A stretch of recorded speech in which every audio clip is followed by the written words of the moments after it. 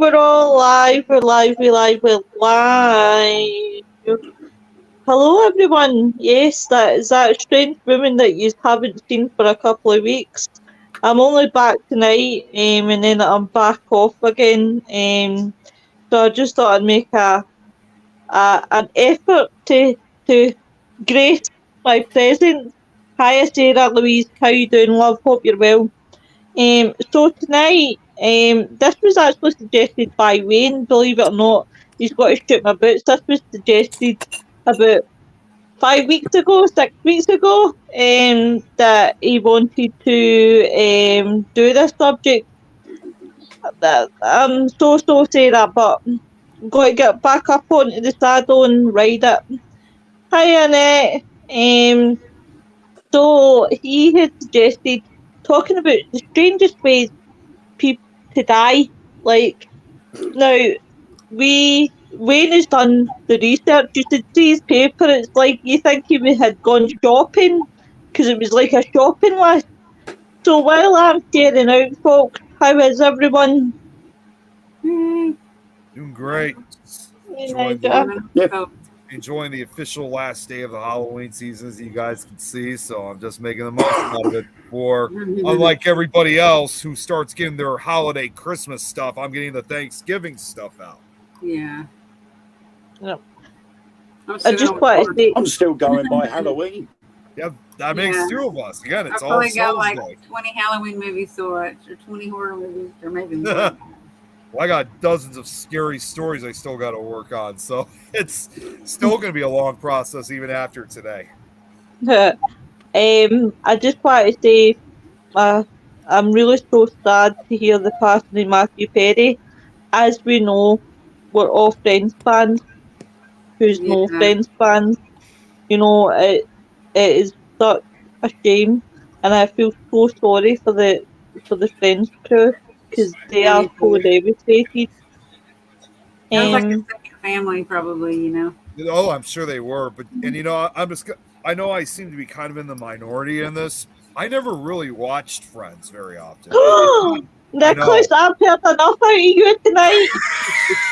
Who's gonna get you? No, it's not that I didn't have interest in it. I just never really had the opportunity to watch growing up or anything like that. It's just I watch so much TV, it's hard to keep up with it. I would not watch it when it came out. I couldn't stand it when it came out because it wasn't weird. And at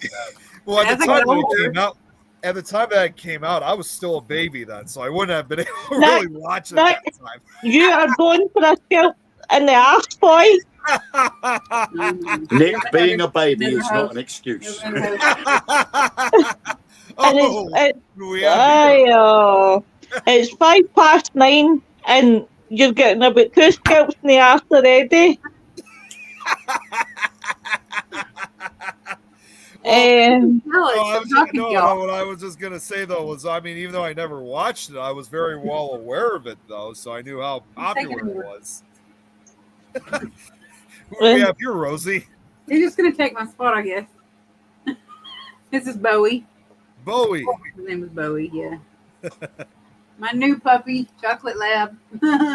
Oh, Chocolate Lab. That's awesome. It's bad breath. Bad breath. Go. Shoot. You know, dogs eat stuff. Yeah. Right. Shall I kick this one off? I'm going to kick this one off, right? And I'm going to read. It's not one that I've chosen, but it's somebody that sent it in to me. Eric Thompson sent this one in to me. How is in the basement now? I'm having a good fucking holiday down there. You're damn right, Nettie. He's been really bad tonight. He's about to go over my knee.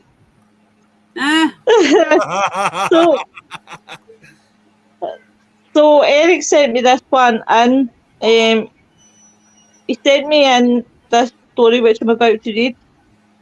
Henry Zigland was killed by a bullet aimed at him 20 years before.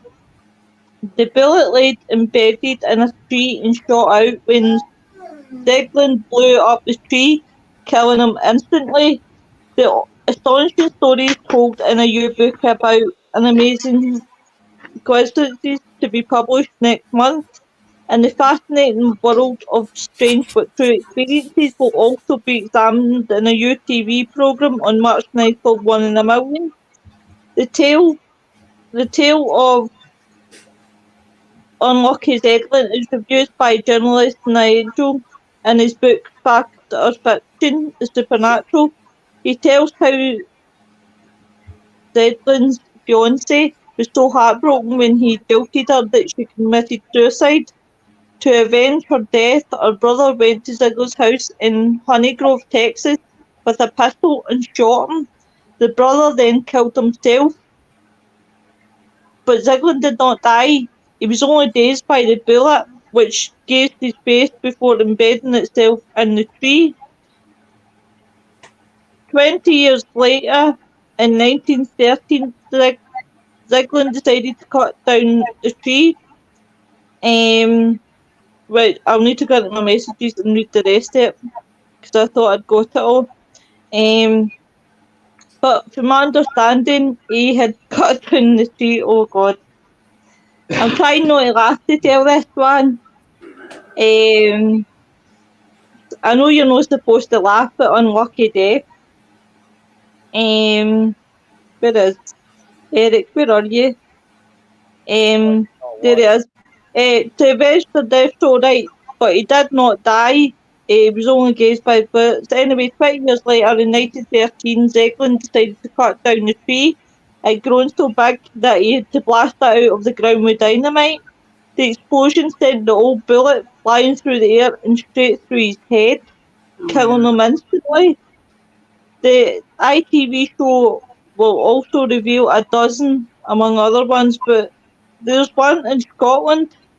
It includes the case of Doreen Johnston, who was heartbroken in 1974 when she lost the precious ring her grandfather gave her before he died. She was playing in the park with her 4-year-old son when she lost it, and it was found by him, now 25 years old, earlier this year in the same park. So she lost it in 1974 when her son was 4, and 21 years later he found it. Wow. In the exact same park where she'd lost it. Jeez. Oh wow, that's insane.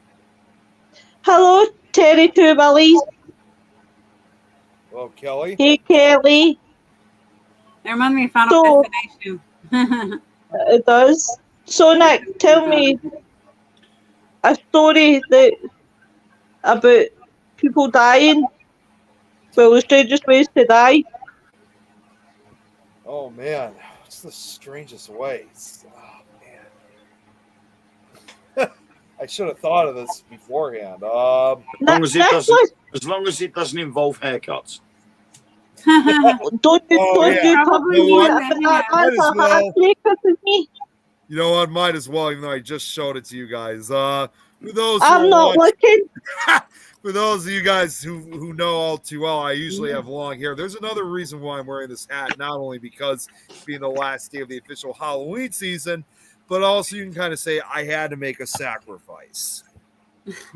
No longer have that long hair anymore. Vivian. Yeah, where's Vivian when we need her? Because I know for a fact she was watching right now. You'd have her on. So, because I know she would. You're damn right. I would bring her into this show and give you a rollicking. That is the shortest your hair has since I've known you before. I just thought of one thing. It's not necessarily anyone has died from it, at least not yet. Let's be honest here. One strange way to die: inhaling or getting involved with anything with Gorilla Glue. Nobody has yet. Not yet. No, I haven't found any deaths yet involving people dying from Gorilla Glue, but they almost did, though. So there you go, Gorilla Glue. That's somebody died from that was similar to that. It's only when Lois sticks it in the most unusual places. I mean, that's funny. That doesn't mean anything. That doesn't mean they still would inhale it. There's Chantel. I like I always say, there's so many things you can do though. With there was another story about a glue like that though, that someone was inhaling. and they died because they passed out in it, and their face got glued in it. Oh, jeez. Yeah, their face was stuck in the glue, like it was glued to their skin. And like, I don't remember if they had to like peel the face out of it. Oh my God. Yeah, like Well, this is what I'm always saying too. Again, there's so many things you can do with Gorilla Glue. Sniffing is one of them. That ought to kill you quickly. not suggesting that. I don't want to be held responsible for it. I'm saying nothing. What about you, Mr. Winio? Get your shopping list out. I can't wait to hear them. Okay, right. Well, I have my first one. I'm going to title it "Death by Wolves," but it's not the fact that he was this guy was killed by wolves. It was how and why he got killed by wolves in the first place. Now, this guy Milo of Croton sounds a bit food related, doesn't it? But not a crouton. Croton. He was around in the late 6th century BC, and he was a famous ancient Greek athlete. And it was most likely he was mentioned by Aristotle, Cicero, Herodotus, and many others. And the oddness of his death has become a popular subject in art, in Italian Renaissance sculpture, continuing to around 1900, allowing the sculpture to show his skill in a dramatic and anatomical pose. Now, his death, as the legend has it, that he was a wrestler and a bodybuilder, so he was very strong. Now, basically, his final test of strength came when he was travelling the countryside, and he met a villager trying to split a tree stump with hammer and wedges. Milo excitedly asked the man if he could attempt to split the wood with his strength, not using any tools at all, so with his bare hands. The villager, honoured by Milo's offer, went off to fetch food while Milo worked.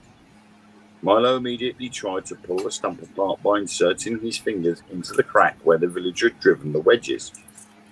As he pulled the stump open, the wedges fell out, trapping Milo's fingers. Without the wedges there to hold the crack open, when Milo tried, he could not free his fingers from the stump. There he waited for the villager to return with food. But then legend also says that Milo met his end when wolves or a lion took advantage of his predicament and descended upon him. Oh wow, that's like out of a book. Yeah. Story. So he's basically tried to help this local villager and ended up getting his fingers trapped. He couldn't move anywhere. And as a result, wolves or a lion saw easy prey and decided to have him for dinner. That sucks. What about you, Rosie? Huh? Mine? A story you got? I actually had one that wasn't a death. It was like a fake death, a fake strange death. Shit. No. Well, like there used to be a myth about like if you drink Pop Rocks and Coke that you would die, and that was like made the really Pop popular. Rocks thing. Yeah, Pop Rocks and Coke. If you drink Coke with Pop Rocks in it, that it will make you like, I guess like it'll like Explode and it'll kill you. And that was like debunked or whatever. There was a TV show where they had that, and they actually stopped selling Pop Rocks because of that. But Yeah, it was like true. It was in the Little Mikey in the 1970s, the Life cereal television commercial that I guess first introduced that idea, but it was debunked that it didn't really happen. Like after many, many years, everybody thought that he died from Pop Rocks and Coke. It wasn't real. It was fake. Yeah, there's like YouTube videos now of everybody doing that now. So it's been tested. It doesn't kill. Obviously, it makes them burp loud as hell, but it doesn't actually kill them. And then I found Killed by a Mouse. There's a Killed by a Mouse one. That was back in the Victorian century. I just Googled weird deaths in the Victorian era. Since you already had a bunch of already weird deaths, I was like, I gotta go like some other direction. Crushed by your own invention and killed by a coffin. Oh, that's not so good. You said killed by a mouse. I was Killed by thinking more eating like her own Tom hair. and Jerry. Oh, hi. I love that cartoon. I'll read this one really quick. It's short. The doctors are baffled. The patient was seriously ill. That was very clear, but they could not fathom the cause of her sickness. A 30-year-old woman in a village in the English country of Lincolnshire, they asked her grieving relatives for permission to carry out a post-mortem. Whatever they imagined they might find and can possibly have been what they actually discovered, or couldn't be what they discovered. A solid lump made up of human hair weighing 2 pounds and looking for all the world like a black duck with a very long neck. Oh, this remarkable concentration had caused great thickening and ulceration in her stomach. So I guess she was like one of those people that, like, when you get nervous, you know, like you like, I don't know, some people chew on their hair. And that was a remote cause of her death. On inquiry, a sister stated that during the last 12 years, she had known that the deceased to be having a habit of eating her own hair, and she died from it. Oh, wow. I was like, well, gross. Let me give you one. Now, everybody loves Jack Daniels. Here's how he died. The famous Tennessee whiskey distiller Jack Daniel died of blood poisoning that originated in his toe. One early morning in 1911, Jack Daniel kicked his office safe in anger because he couldn't remember the combination to open it. That anger and a powerful kick to the safe resulted in an infection in his toe, and ultimately Jack's death. Jack Daniel's last words were, "One last drink, please." Oh my gosh. So he died from Jack Daniels? Or he was Jack Daniels? Hey, Vaughn. Means Egyptian pharaoh, and you know, was carried off and then killed by a hypnotist. Oh, hey, Nicola.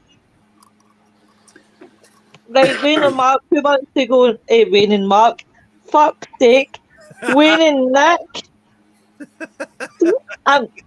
No, but it is. It's that baldy bastard that appears in my face every time. Wayne and Nick, who wants to go? What? Go ahead first. You can go ahead first, Wayne. Okay. Right. I've got. I think this one's quite a sad one, but it's a very. I don't know how to put it, because it's not really a strange death, but it's more about how this guy has survived so many tragedies, and yet something so simple took his life. Yeah. And this is basically the story of Arthur John Priest. Now, he was an English fireman and stoker who was notable for surviving 4 ship sinkings. That included the RMS Titanic, the HMS Alcantara, HMHS Britannic, and the SS Donegal. And due to these incidents, he gained the moniker the Unsinkable Stoker. And the only then problem was that he spent all of his life being a labourer. He basically lived in Birkenhead. Then the family then moved down to Southampton, where he worked as a stoker in a lot of steam-powered ships, and then went on to the bigger cruise ships. After he got to, where are we? He worked as a stoker.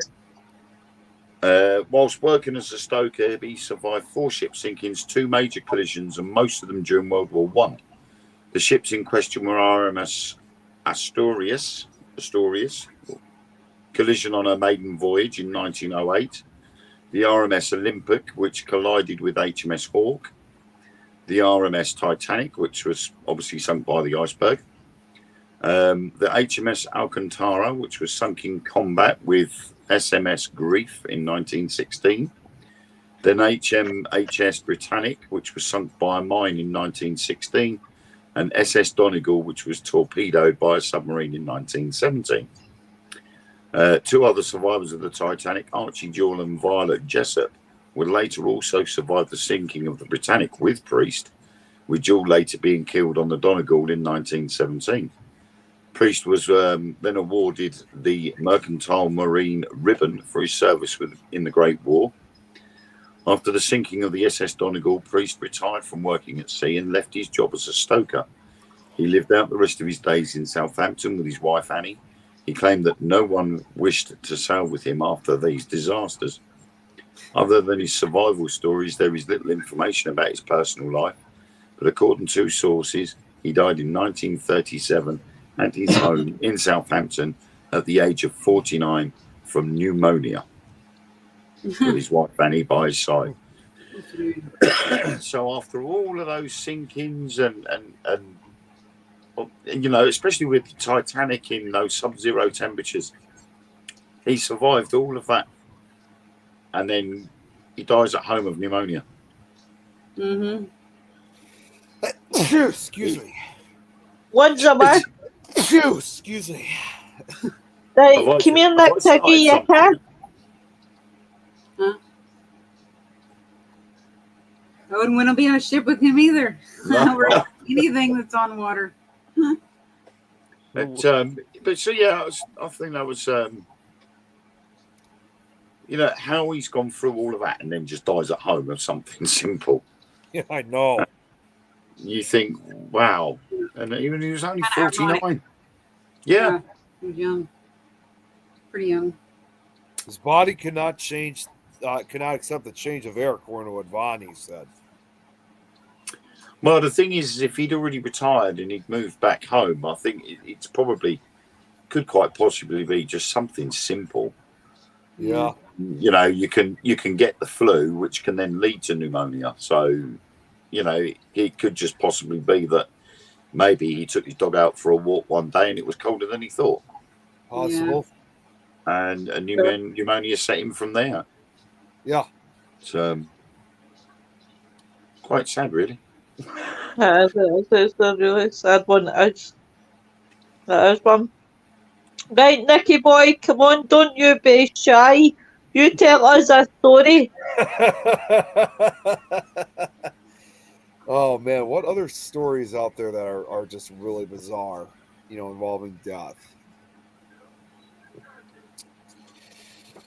Oh man, I really got to start making my own lists up so I have this prepared. Do you want me to go the new until you think?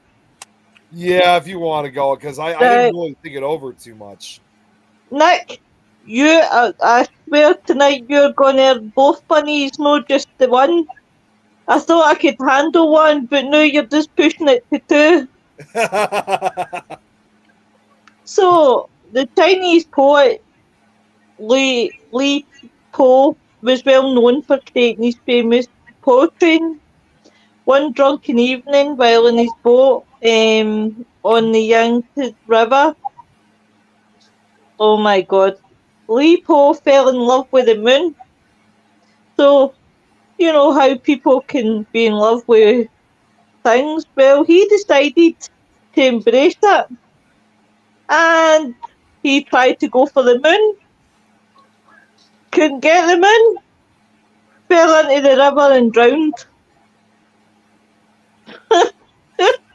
Well, he would have been closer to the moon now. Wow. Ooh. That would be yummy. You're saying like that. My grandfather worked for his life in Grandfather. and when he retired, he died. That's funny how that happens. Working with all the coal Definitely. dust probably weaken his lungs. Probably, more than likely.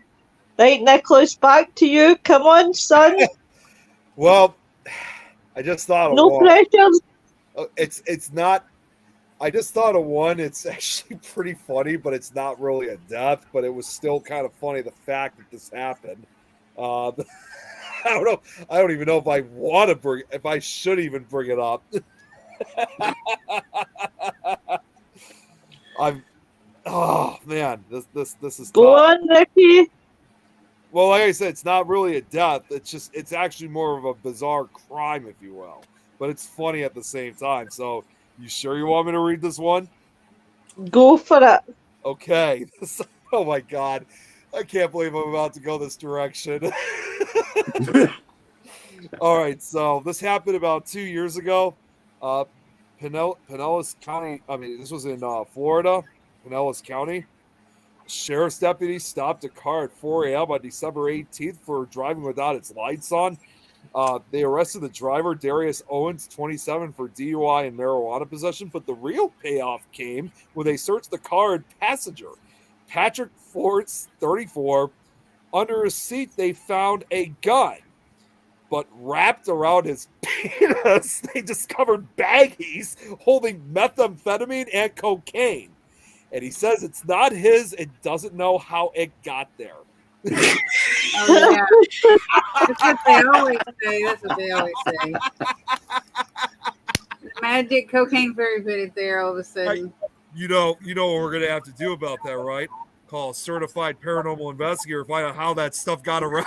It's wrapped around his crotch. I have no idea how that got there. But believe it or not, do you know, funny enough, I read something today. I was doing something and I was reading something and I read about cocaine and how it could be taken and things like that. And funny enough, I didn't know you could rub it on your genitals. Yeah, it was methamphetamine and cocaine. It's an actual thing. Yeah, it was methamphetamine and cocaine, but doesn't know how it got there. That's paranormal. Dixon, God of a lethal sherry enema. Those damn public restrooms. I went to use it. There's a bunch of crap wrapped around my crotch. I don't know. I know. I sat down and somehow your officer it just crawled onto my skin. Yeah. I know it was not a death, but it was still funny as hell to read. Even his mugshot, he's kind of bent over like this, smiling. I bet he wished he was dead. What's that? I bet he wished he was dead after the tabloids and all the paparazzi or whoever, the journalists got a hold of that. It'd be embarrassing. No bad, Kelly, thank you. Surprised they didn't find it in his back area too. If he wrapped it around there. I have a funny one. Killed by a mouse, which I thought it was sounding like stupid at first, but then I was like, I'm going to read this. It's actually kind of weird.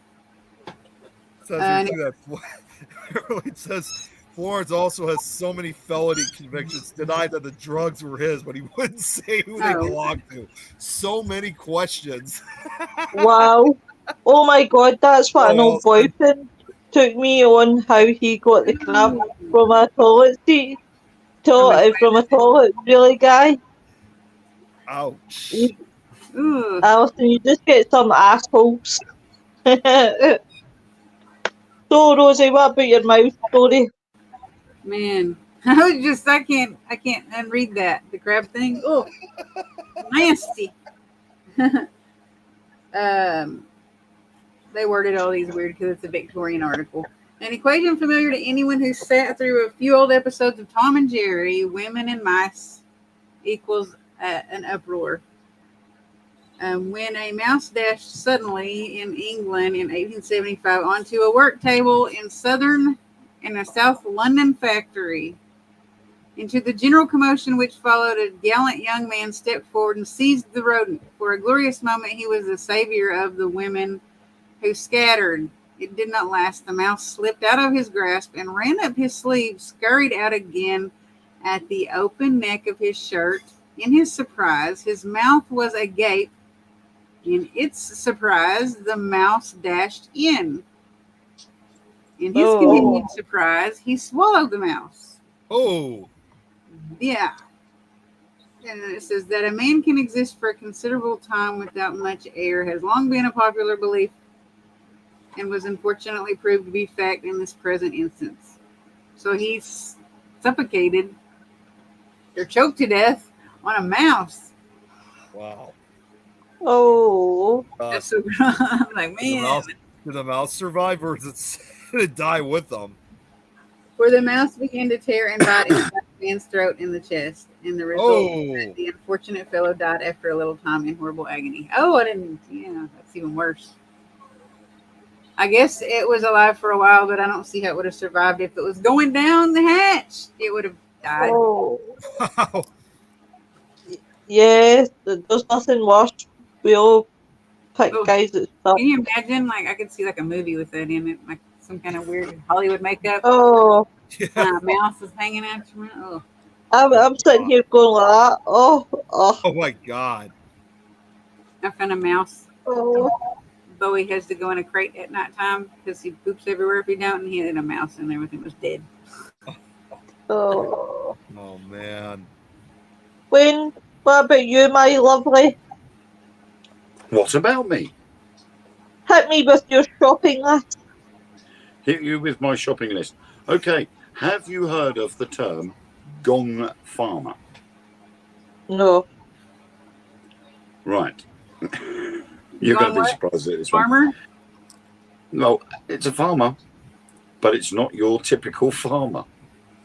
This guy farms human excrement. Yeah. Oh jeez. I think I know where this is going. Now, the term gong farmer was first used in Tudor England to describe someone who dug out and removed human excrement from privies and Guys, cesspits. I'll be back in 2 minutes because I need to deal with something. 2 seconds. I'll be back. Oh, I don't know what I'm trying to do now. You look different. So, the word gong was used for both a privy and its contents. Yeah. And as the work was considered unclean and off-putting to the public, gong farmers were only allowed to work at night time, hence they were sometimes known as nightmen.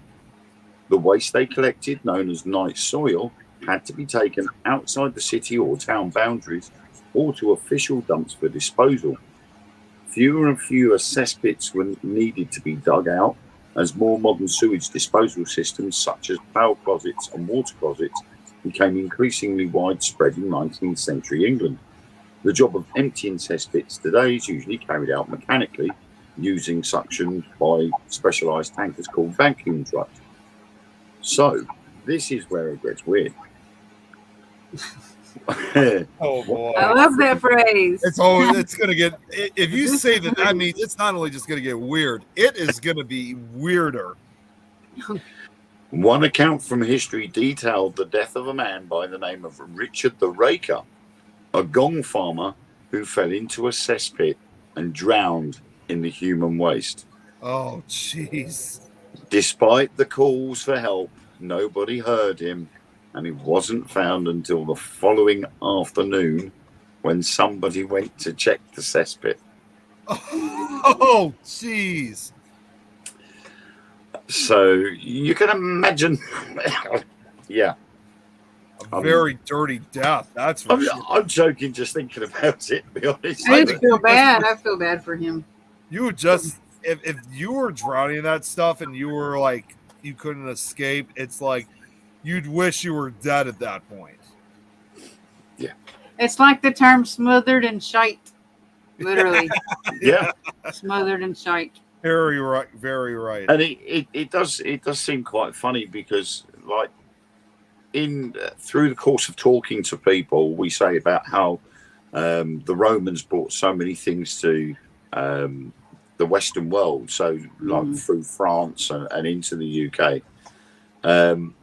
However, they obviously didn't bring sewage because it was already here. the sewage system couldn't have been brought by the Romans if we had gong farmers, digging out pits. So yeah, obviously wasn't very. I must admit, it must have thought been a the mouse rewarding one job. was the worst one, but I think that one tops the mouse one. Can't believe that way. So yeah. You know, I mean, it like used to be a case of you like the bedpans. You used to open up the window and just throw them out into the street, and then someone would come down and wash and sweep it all away. But nah, I just can't even. I couldn't even bear the thought of actually getting into a cesspit and start scooping all that out. Yeah. I'm like, nah, you're all right. We'll just cover up the hole and dig another one. Quick call brick top.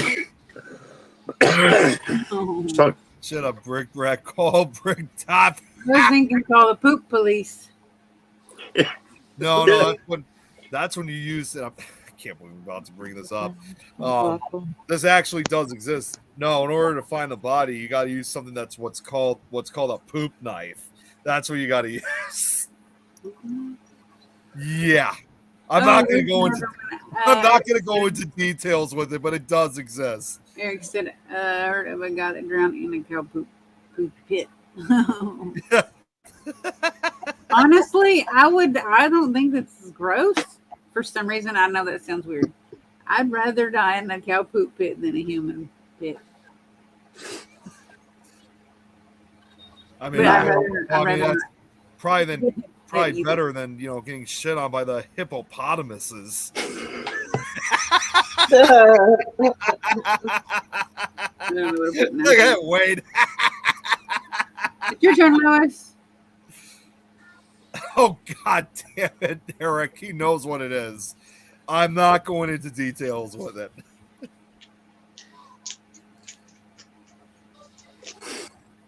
Yeah, sorry about that, guys. I got rather distracted by apples. So the next one on my list is kicked off the train. On July the 2nd, 1903, a gentleman, he was a Hall of Fame baseball player, for the for the Philadelphia Phillies. He was kicked off a train by the conductor due to being drunk and violent. After he got off the train, he drunkenly wandered across a bridge in New York and eventually fell off into a river. Unfortunately, the river led him to Niagara Falls. And you can imagine how that ended for him. He was so dead. Oh, man. Imagine that. You think you're in a river, and then the next thing you're coming after Niagara Falls. Oh, jeez. Mind you, Wow. if you're drunk, you're not going to have the awareness of what's going on round about there. What do they call it? Yeah, man. What a way to go through. Oh. Hippopotamus.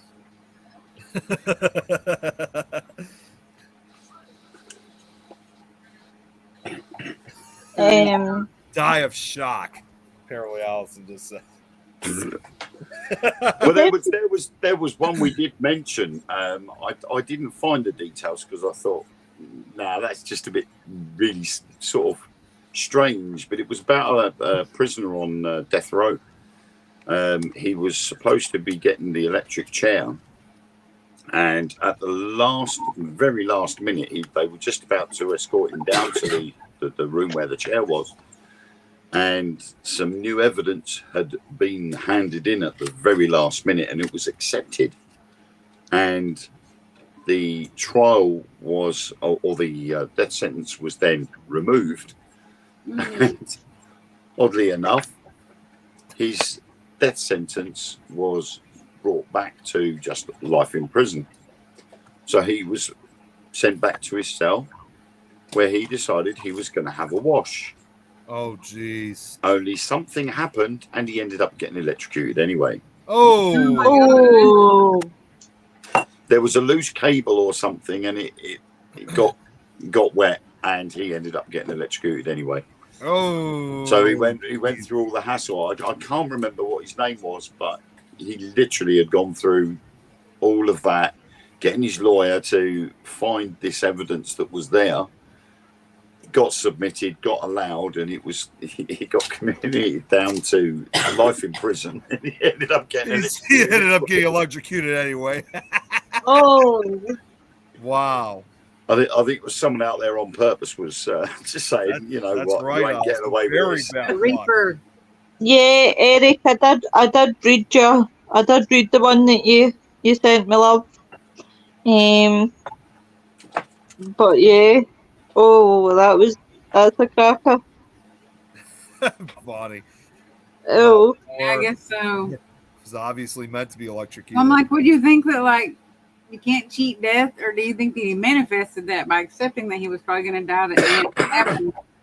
Like, I don't know. Thoughts on the last disaster was a disaster that occurred January 15th, 1919, killed 21 people. It's a sticky die. Wow. Mm-hmm. That's shocking. Oh my gosh. But that's Molasses. it's almost like something out of what's it called? Final Destination. Oh yeah. yep. I love the when movie. it's your time to go, it's your time to go. If you try to escape it, it will come back round and it will come and get you eventually. Yeah. And this guy obviously thought he could cheat death by getting his conviction reduced back to life imprisonment, and obviously death had other plans. Yep. Exactly. It was his time to go. He was booked in. Death don't like giving refunds. that is it. Well, look at the one for Brazil in 2013 when a cow fell through his roof and crushed him when he slept. Guess he should have moved over. He died a day later in hospital, in fairness. But he died of internal bleeding. Of what? He died of internal bleeding a day later. Oh. Wow. Said encephalitis. But his wife was a lucky cow, weren't she? It was quite.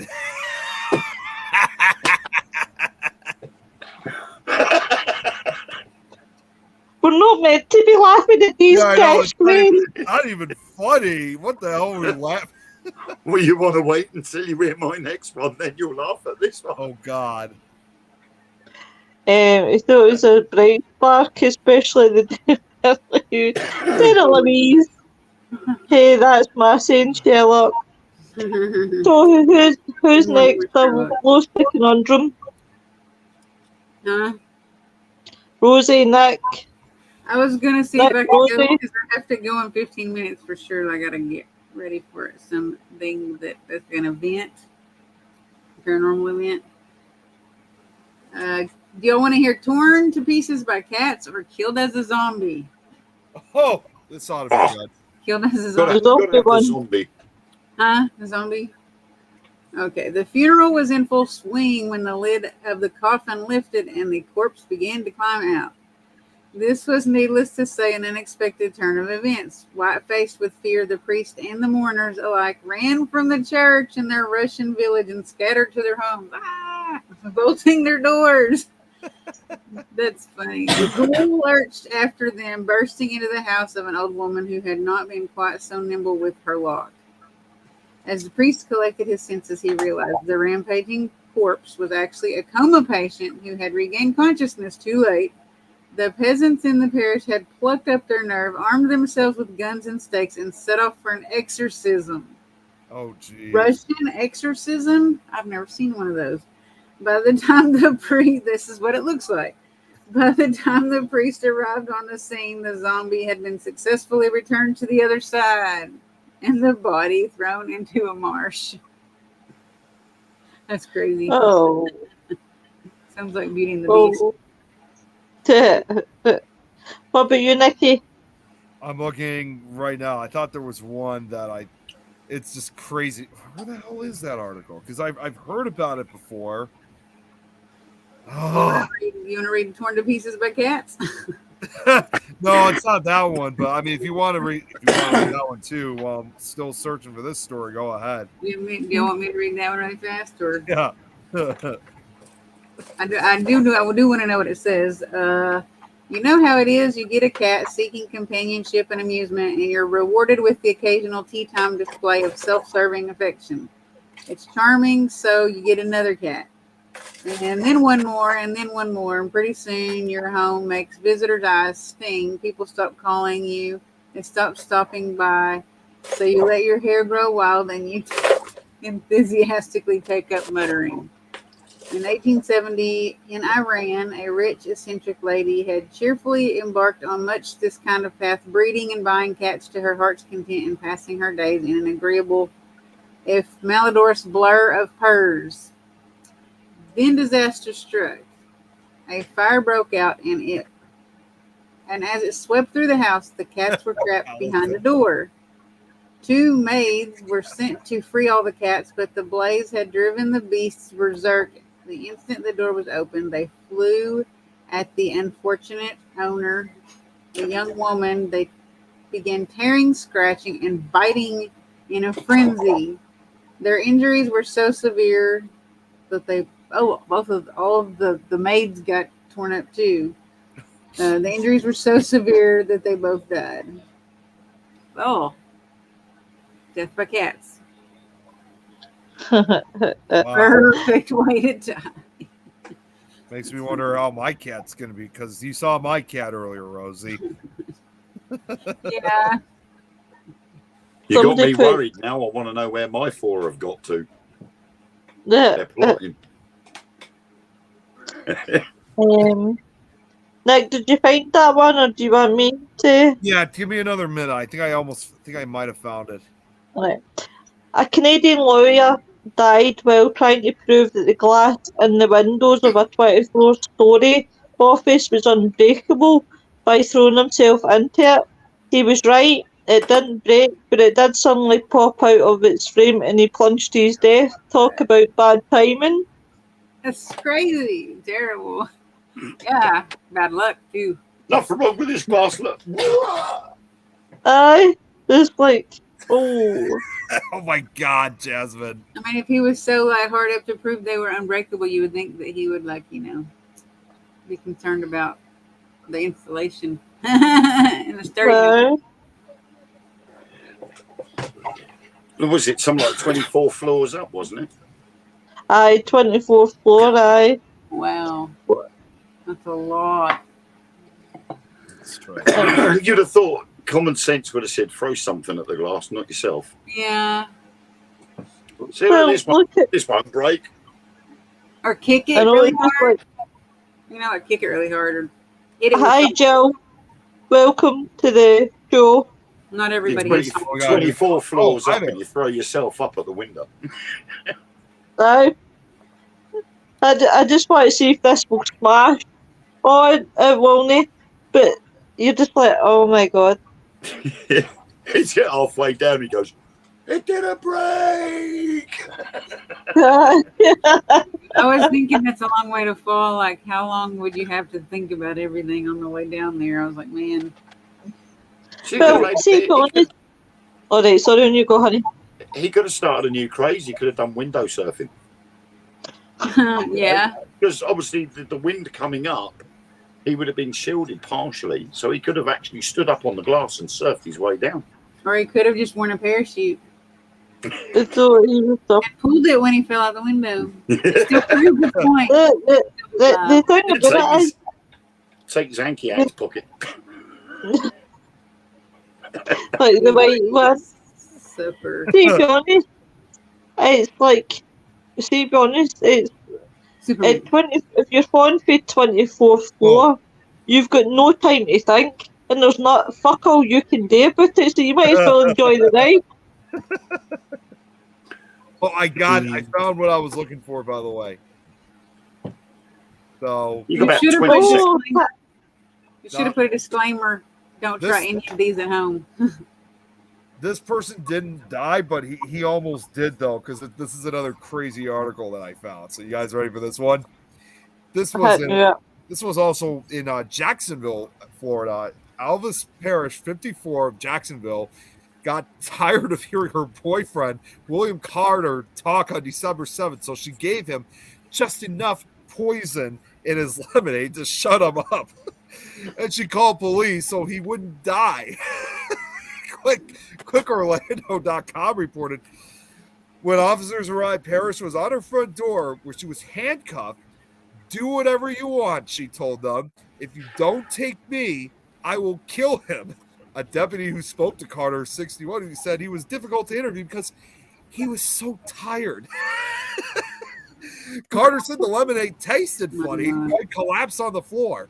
Parrish is facing a charge of poisoning food or water with the intent to kill or injure a person. Fuck you. That's the weirdest thing. You get a call, say, hey, you want to pick this guy up? I poisoned him because I'm tired of hearing him talk. That would be a toxic relationship. Yeah.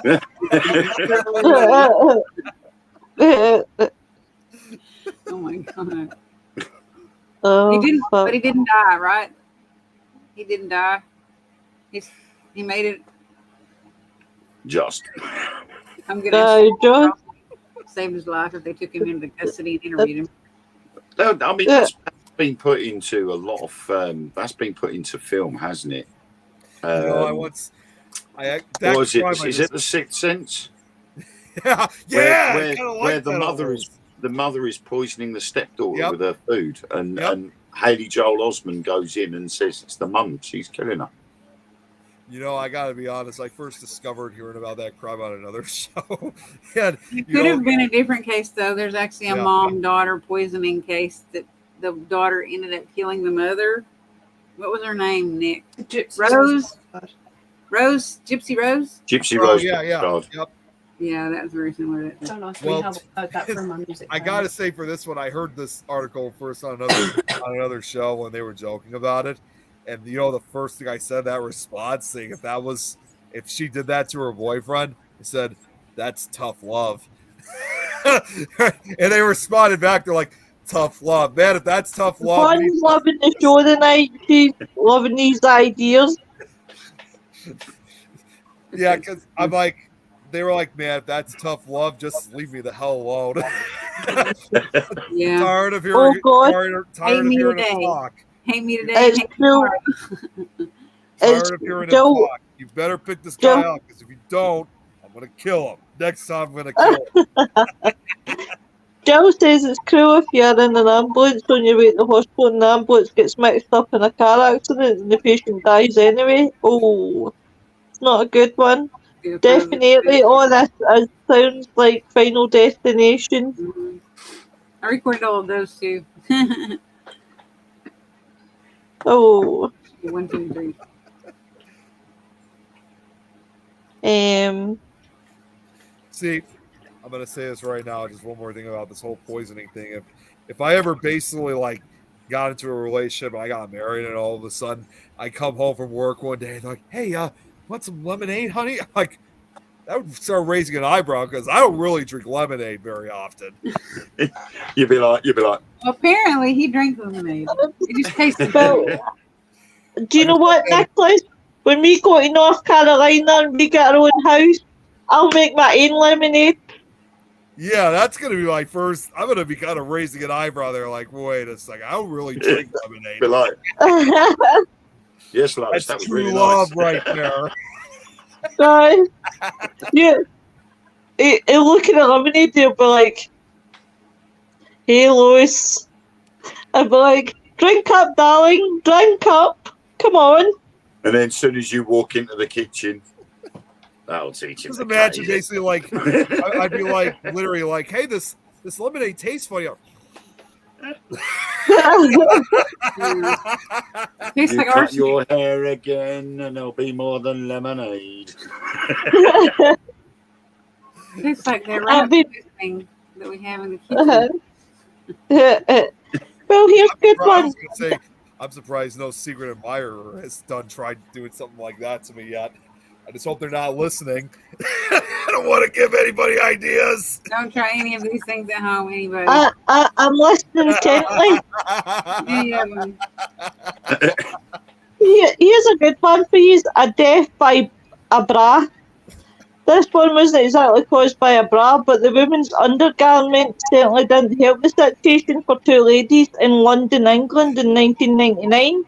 These two friends were walking through Hyde Park one day when a bad thunderstorm came through.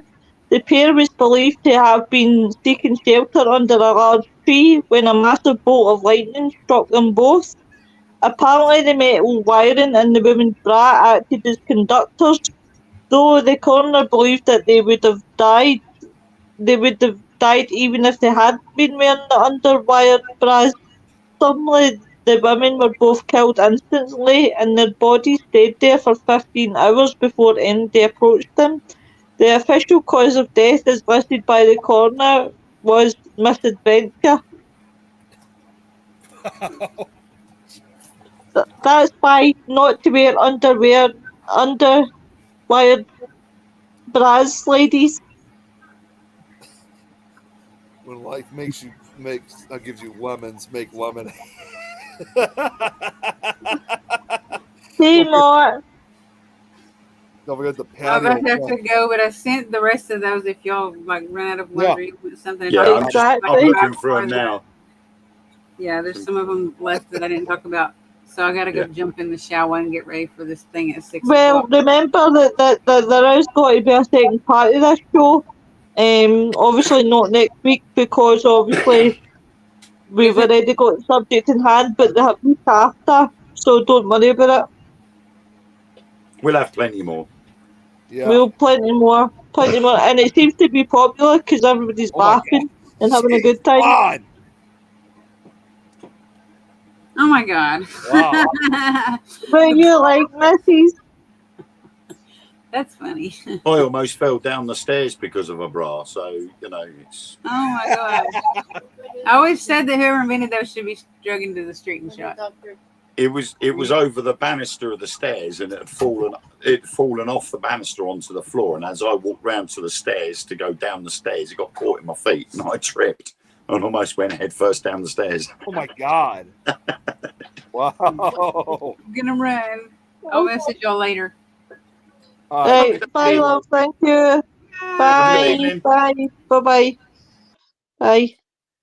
And then there was 3, so I'm left with yous.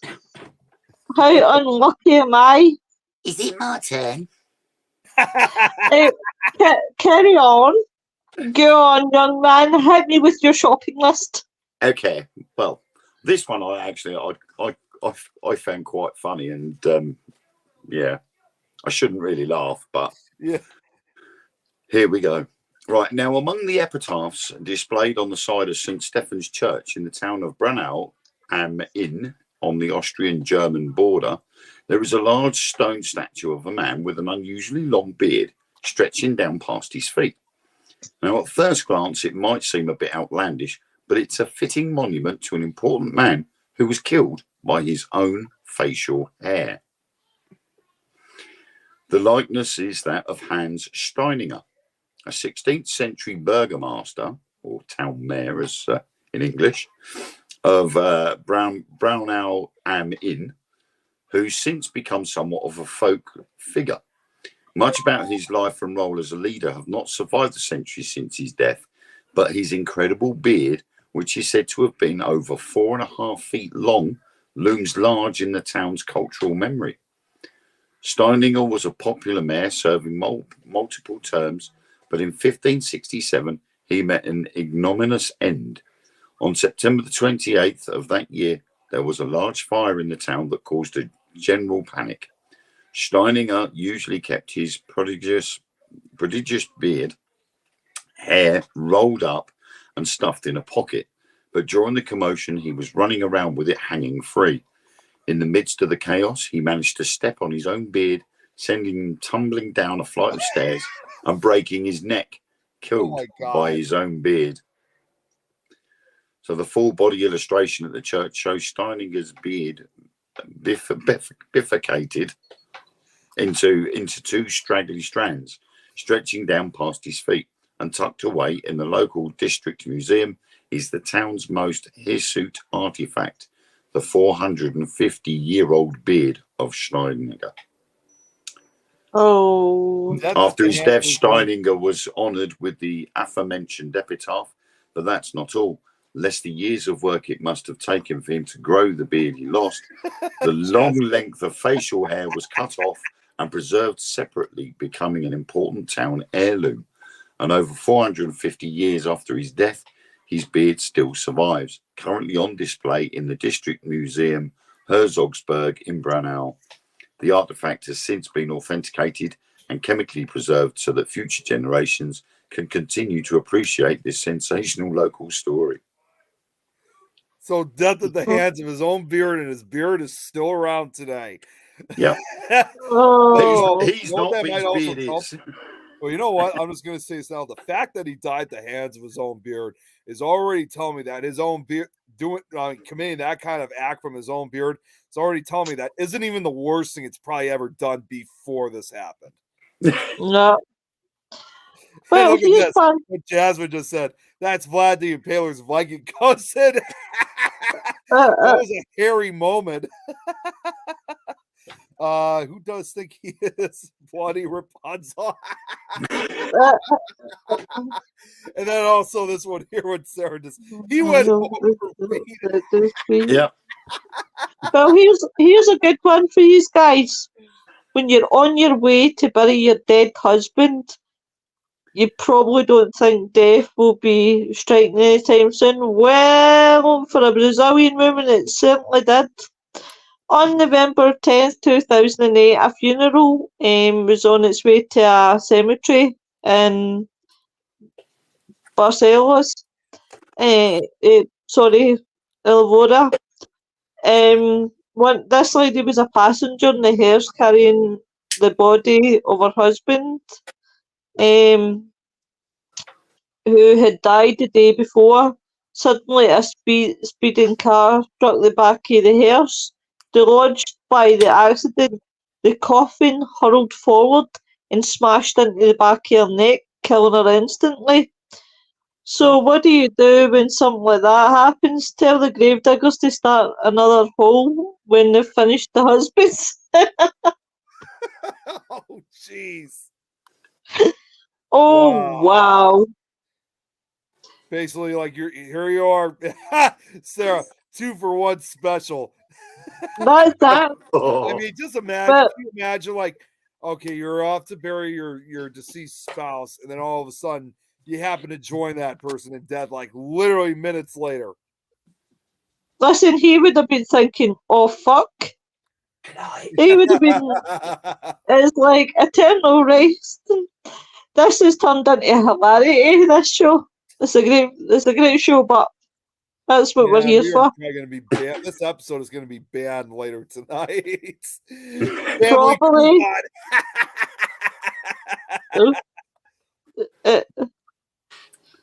KFC chat.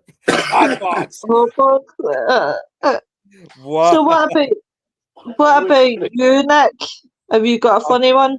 Obviously meant to be together. Hey, you know what they say? Till death do us part. I don't think you thought it would be that quick. Ethan. Oh shit! Yeah.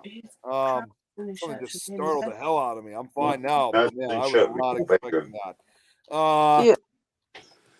Let's see what we can find here. I'm trying to find more. I got one. Right. Well, I'll tell you what I'll do. I'll let you find one, and I'll hit out another one. I found one. Go for it. Go for it, Nicholas. Wait a minute. Where is it? I looked it up on the Google search, and then. Yeah, Ellen. Wait, who? Oh, she's got a music in. All right then. Yeah, screw you, Ellen, for not listening to me. Come back to me. I gotta look for this first. See that boy? I was ready to read one, and he says, "Oh, here's one." Okay. Fuck's sake! Here we go. I'm going to make you some lemonade. David Grunman Hi, Ellen. says Hi. shooting a cactus. David Grunman in 1982 fired several close range shots with a shotgun at a saguaro cactus. The cacti, which stood 26 feet tall, dropped a 4-foot branch on top of Grunham's head, ultimately crushing him to death. Grunman's death is immortalized in the song Segura, written by the Texas band the Austin Lounge Lizards.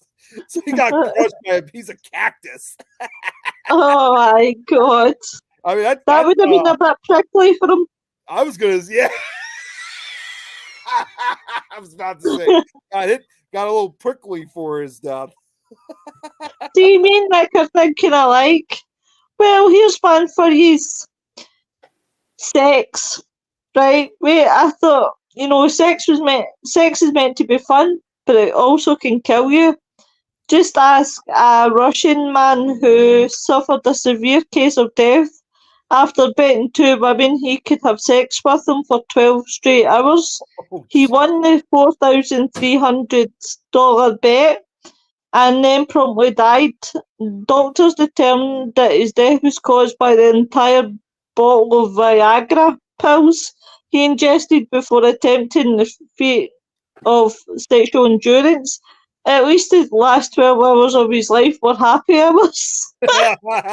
Very pleasurable indeed. Listen, I want to know this, man. 12 hours. Can you imagine the problems the people at the morgue had trying to keep him with a straight face? They would have said, "Get it up, ye." He died with a smile on his face. How do we make his face look normal? just like imagine like if they had when they had the open casket out and he just had this pleasurable look on his happiness on his face, like he's so, it almost looks more like he's just sleeping and is so relaxed. And then it's like, wow, he looks real peaceful. Looks like he really looks like he was having a hell of a time before he passed away. I mean, it looks like he's having a hell of a time right now. They'd be like, no, he's dead. Guys, yous are totally missing the point here, because what I would be more worried about is for somebody that has to deal with this body, how the fuck do I get that down? Because if I'm putting a coffin on top of it, it's going to be like that. You'd have to have an open casket because you wouldn't be able to shut the lid. Here's the real question. I can't believe we're about to go this direction. Chop it off. If this was... If he was stuck again, he was very stuck. Let me think here for a second. If this was like his last moment, in this case, having sex, and if it was unprotected, I wonder how the partner must have been able to get out of it.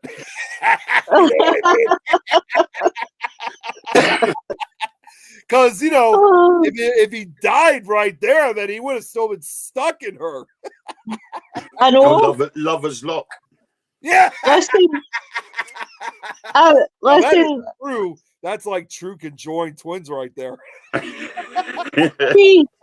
She would have been right up. She'd be all right until the Rick and Morty sets in, and then she'd be stuck to him. Wow. Oh. Yeah, you definitely have to have a closed. Wow. You definitely have to either have a closed casket, or you'd have to be wearing a face mask, because there's no way you'd be able to hide that face, would you? Yeah. Or even better yet, I just thought of this. That partner, if he was still stuck, like with him in her, you would have to use life alert, because think about it. You would have to say, "Help! I've fallen and I can't get up. Not because I can't get up myself. It's this guy that I was just with. He's dead. I can't get him off me." Has anybody got any ice cubes? I'm surprised they didn't use. Know how when you used to get you still do. If people get rings still stuck in their fingers and they use fairy liquid, I'm surprised they weren't there with the fairy liquid trying to prize them. buried face down with a 4-foot hole in the bottom. They'd be just like, sorry, you'll just have to wait for the Viagra to wear off. Yeah. They're trying to find staffies. Staffies. So I got another good one here for you guys. And by the way, here's the funny thing about this. Lois, this one took place in North Carolina. Yay! So, this one's called oh wow. Oh my god, these both have okay, I'm actually gonna read two stories because the weirdest thing is they both took place in the same year. So before I do the North Carolina one, I'm gonna do this one. It's called Lights Out. In February 1997, Santiago Alvarado was burglarizing a bicycle shop in Lompoc, California. To keep his hands free while on the store's roof, Santiago had placed a flashlight in his mouth. Unfortunately, death found him when he fell face first onto the floor and the flashlight crushed through his skull. Oh. That's true lights out right there. And then the other one, this happened a few months later, August 7th of 1997, at a beach in Buxton, North Carolina. Daniel Jones, and this is a terrible way to go, Daniel Jones decided to dig an 8-foot deep hole in the sand and sit in the bottom of it. The hole collapsed in on him, trapping him underneath. Several beachgoers attempted to dig him out, but it wasn't until heavy equipment was brought in that he was free, by which time it was too late for him. So he didn't make it. But yeah, he was literally buried alive. Oh. But the flashlight one, though, that's true lights out right there. Yeah. Yeah. Well, look at the amount of people that fall out of bed and die. 450 people per year die after falling out of bed. Yeah. What's this? Oh my gosh. Let's see here. I'm trying to look at other crazy. I've got one here. Oh. Crushed by his own invention. Oh. We go that one? Yeah, go on. Go on. Yeah. Okay. Oh, sorry, go. Sam Wardle couldn't afford to Hey, Jeremy York. Hey, he Jeremy. was the lamplighter in the New York town of Flatbush in the mid 1880s. He lit the streetlights in the evening and needed to be up early to put them out again at dawn. It wasn't a job for slobs. And so, with boundless ingenuity of the age, he hit on a neat failsafe. He took a standard alarm clock and supercharged it, adding a Wallace and Gromit style embellishment to ensure he woke on time. First, he connected the clock by a wire to a catch he fitted to a shelf in his room. Then he placed a 10-pound stone on the shelf. When the alarm struck, the shelf fell and the stone crashed to the floor. Ta-da! Or so you thought. It worked perfectly and perhaps would have carried on doing so if Wardle hadn't toyed with the configuration. One Christmas Eve, he invited some friends round for a party and cleared his room of furniture to make space. When they left, he dragged his bed back into the room. He was tired and didn't pay much attention to where he put it. 5 o'clock the next morning, the alarm sounded, the shelf fell, and the stone dropped straight onto the sleeping Wardell's head. Oh. Wow. Countdown to disaster, right? That's real quick, what Sarah just said. Should have stuck to sandcastles. And he's like, at least he took his secret to the grave. And Alice is like, he actually dug his own grave. Just leave him there. He's dug himself. You know. He saved you the trouble. Oh my God. Well, here's one for you. There are a million different ways to stop snoring. Here is one not to try, ladies and gentlemen. This gentleman decided to try to go to bed with tampons up his nose. While it might have stopped him snoring, it also stopped his breathing. He suffocated in his sleep. Why the fuck would you stick tampons up your nose? Oh, jeez. Might have had a nosebleed. Guys that got burned alive by the old bronze bull that created getting put in by the person he made it for. Scary ones. Oh, wow. Oh, here's a good one. This is a scary one too. This one's called Jumping into a Volcano. Empedocles,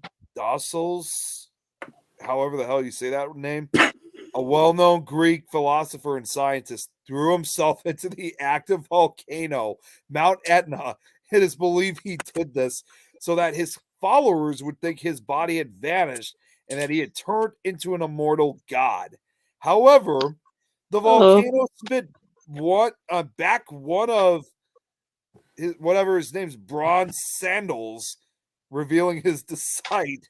In 2006, an underwater volcano was named after him. So he had jumped into an active volcano to think he would become an immortal god. That's right, Jasmine. He thought he had wings. Yep. So it sounds like he was a leader. He was one of those leaders of a cult. Yeah. Oh. What about you? Have you got any more, Ben? I do. I have one here, based in the Orkney Islands. Oh, very nice. Sigurd Eysteinsson, or Sigurd the Mighty.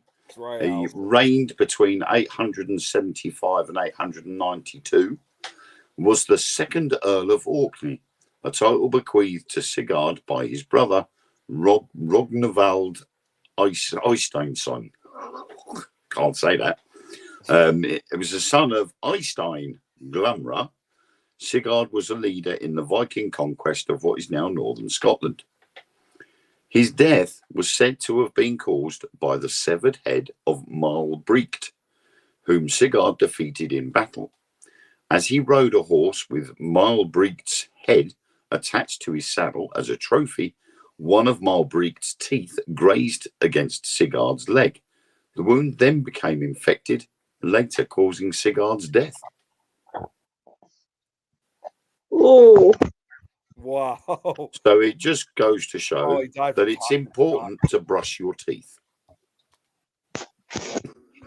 Sorry, Belle. You got to make sure you brush your teeth. Otherwise, someone comes along and cuts your head off, you could infect them. Oh, here's another crazy one here. This one's called Titanic Pose. Emma Black from Plymouth, Devon, had been heavily drinking on a ferry from Spain to England when she plunged to her death in 2003. Apparently, her untimely death occurred after she stretched her arms out in the famous Kate Winslet pose from the Titanic movie. The pose caused Emma to lose her balance and fall from the ninth deck into the water. Her body washed up on the French coast 8 months later.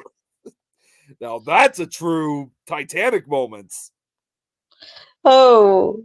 Instead of Kate, instead of Jack floating down to the water, it was Kate instead. So that's the real secret ending of Titanic. Well,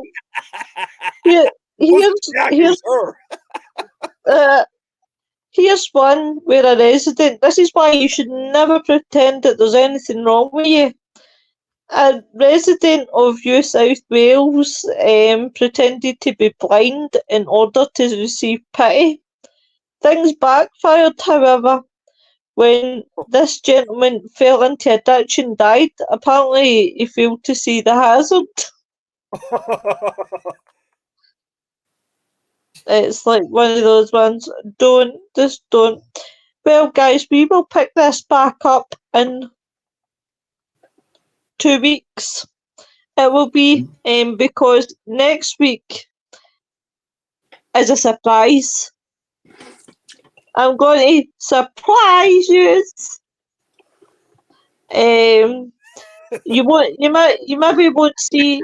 You maybe not see Nick though, because I might just have him tied up for his bad behaviour all night.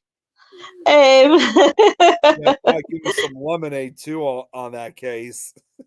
In fact, that's just gave me an idea. I'm gonna give that English fucker some that English. I'm gonna give him some lemonade. Maybe shut him up. Well, I was on phone 999. So tomorrow night, guys, Frighteners, I won't be on, because I'm no back officially, till the 16th. It's the 16th. I just thought I'd make an appearance tonight because if I don't get back up in the saddle, I never will. So tomorrow night on Frighteners, yous have Louise Winfield. Sorry. That is one half of the other dimension. Really got respect for Louisa. She's a good woman. So she will be obviously tomorrow night. On Monday night, you go and join the lovely, handsome men for the Dark Mirror show. They'll be talking about aliens. Mark always laughs the way I say about aliens, but I don't know what's so funny about the way I say it. But he just laughs at me. So obviously they'll be talking about aliens. What subject do you got this? You're laughing because of the way I say it. It must be the Scottish twang because Mark goes into stitches and all. I don't even know what we're talking about this week. Mark doesn't tell me till the last minute. And I'm like, oh, you put me on the spot now. I can't look up anything. You know, He's a gob. It's like today, we sort of looked up things and I had a list. I had my shopping list. Toilet rolls, toothpaste, milk. Yeah. And Mark just goes, oh, we'll do this week. I'll send you a couple of links. And it literally gives me a couple of hours, and I'm like, "Oh my god, I haven't got a chance." Oh, that is all I put on the spot. So, he's a gobshite. You just tell him I said that I'll kick his ass. But obviously, nine times out of 10, we're talking about aliens. Every time you keep saying it that way, I just kept thinking to myself, "Did you guys ever seen that show, Osborne's Want to Believe?"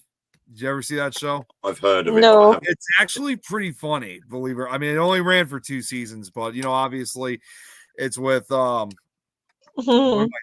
Jack Osborne along with his dad Ozzy and of course oh my god, I can't believe I already in fact, yeah, I have seen that. Is that like the when they were doing the Osbournes when they were? Yeah, like when they were watching like different paranormal. Yeah, Sharon, that's what I remember. Yeah, when they were doing like watching different paranormal videos. Yeah, it's actually it's funny, but the other thing too is that there was one time that they showed a video. Yeah, it is. It's essentially basically like a paranormal version of the Osbournes, the actual show from like 20 years ago. But there was one video they showed. I've been trying to look for this on YouTube, so I don't know where they got this video from. I can't find it, but it was like a YouTube video of a UFO, and the guy who's like filming, he's like freaking out because all of a sudden it starts splitting. It's like, oh my god, we got another one, and he's like, aliens. And he's like, they divided, aliens. He just repeats aliens. Video is, I don't know if that is a legit UFO sighting or video, but that is literally like one of the funniest like UFO videos ever. It's like aliens. I mean, we probably will be discussing probably the things that have been going on in South America, because at the moment South America seems to be quite a hotbed at the moment with paranormal sightings. Not just South America, even parts of Central America and Mexico, like all throughout Latin America. They have. I've always said for the most part, Mexico, Central and South America, especially. I've often considered those areas as the UFO capital of the world. They have more UFO sightings than anywhere else. Peru themselves have had quite a lot of problems since just before summer. I think about July time. It started off as just villagers were being scared off by 7-foot tall aliens, and it turned out to be a gang of thieves was scaring people from their homes to burgle their houses while they were away. But then they started to become more more sightings, not just of these beings, but there was lights in the skies. And then it turned out there was another excuse went out that it was a group of illegal gold miners. Oh, jeez. Were dressing up as aliens to scare them. But now a new video has surfaced of strange fires and strange lights in woods in Brazil. Oh. And one of the videos I saw yesterday, there was a fire in the woods, and they said it kept the fire was getting bigger and then dropping down, then bigger again, then dropping down. Oh. And as they're standing there talking, a couple of them try to go closer, and this guy says, no, stay away from it because it's moving. And you see this flame go like this across on this video. Then all of a sudden another guy turns around and says, there's another one. And the guy with the camera up looks to the right, sees another one. That was starting to do the same, but it wasn't as big as the other one. And this one actually looked like it was in the sky, or it was on a hillside. It was certainly elevated. And so, of course, it's now sparking off even more that, in Peru and Brazil, are they getting regular visits? What's your thoughts on the Las Vegas UFO sighting? To be honest, I think that was a hoax. There was when I used to co-host with Jeremy with the show 13th Dimension, like when he had a lot more paranormal, like when he was actually focusing on being paranormal related. We interviewed Jeremy was on right now. He would know who this is. It's another investigator from the UK, and he takes the UFO stuff real seriously. Like, no, I know what route you're going down. I think I'm almost 85% sure is his name Ross Collett. It might be. It was over a year ago. I don't really remember, honestly, but I do. Is that the guy that's been adopted by aliens? I don't really recall that. I don't remember. You know who I'm talking about, man? Again, it's really hard to say because again, it was over a year ago. But what I do know though is that he was heading, I think, to Brazil. He went to Brazil last year for some special UFO event that was going on down there. But I can't remember the guy's name. I mean, we were signing up, or we were looking at having a couple of guests on, but when we dived into a lot of the publications that they come out with and the videos of them, we thought, no. I know we do like to have a laugh on our show, but yeah, that would have made us a laughing stock, and I don't think we wanted to go down that road. Right. Because one of the guys in question was just so out there that anything he said you couldn't possibly believe, and would definitely have to take it with a pinch of salt. Yeah. And so we were like, no, we won't go down that road. Yeah. I think it was because some of the things that he was saying was so far-fetched. It's like the TikTok videos you see of the guy that says, oh, I'm from the year 2748, and yet don't hold no proof. And it's... No, I get it. You think to yourself, well, do we want to sort of put ourselves in that position where we have this guy in?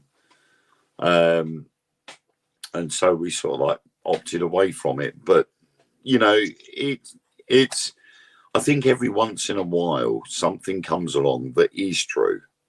And then all of a sudden, there'll be other things that get pushed in there as well, get thrown into it on purpose, that is blatantly fake, so that it throws you away from the truth. I believe it. And I think they're doing it on purpose. I think there are people that are employed by the powers that be to actually go onto social media and onto the internet and literally put these ideas out there to try and throw us away from the actual event itself. Yeah. And it's very similar to what Operation Blue Book did. You know, when somebody reported a sighting, the agents would then go to them and go, well, no, that's not what you saw. You saw this, like what they did with the Roswell incident.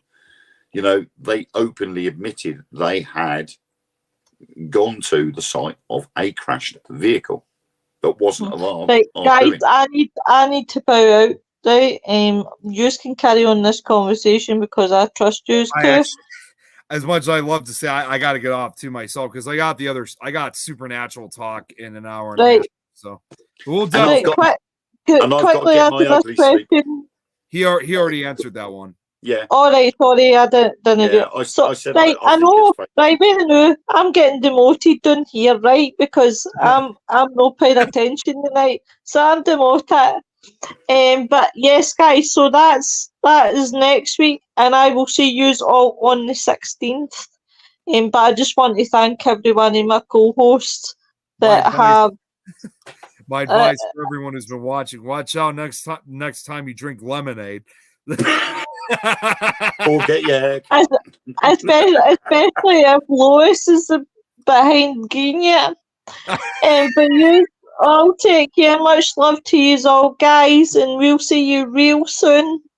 Yes. Right, have a good bye, night, guys. Bye. Bye. Allison. Yeah, I'll remember.